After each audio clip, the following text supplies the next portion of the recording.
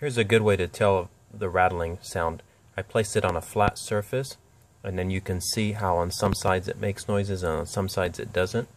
And even if I don't use my finger, I use the soft part to push from where the net is at.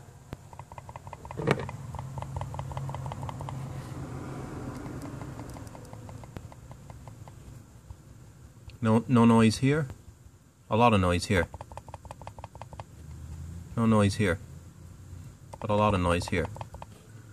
A lot of noise here. Different noise here. Different noise here. No noise here.